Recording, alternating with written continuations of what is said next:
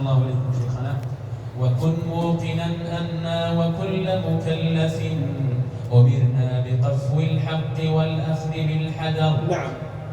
يقول رحمه الله تعالى: وحكم فيما بيننا قول مالك قديم حليم عالم الغيب مقتدر سميع بصير واحد متكلم مريد لما يجري على الخلق من قدر.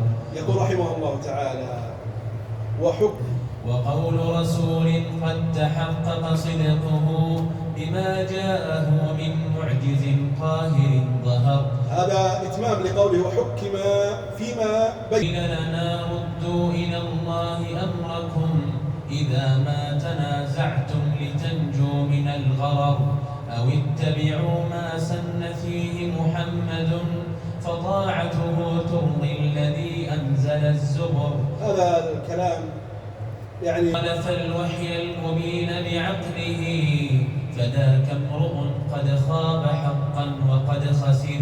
فمن خالف الوحي. وفي ترك أمر المصطفى فتنة فدر خلاف الذي قد قاله واتل واعتبر.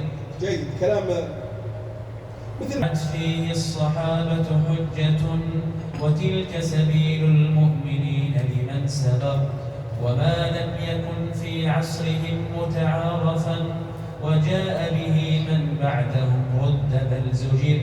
ففي الأخذ بالإجماع فاعلم سعادة كما في شذوذ القول نوع من الخطر. كلام عجيب طيب.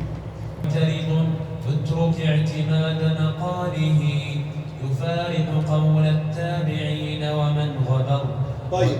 يقول رحمه الله تعالى: احذر من طريق أهل العلم فينا طريقة وأغزرهم علما مقيم على الأثر. هذه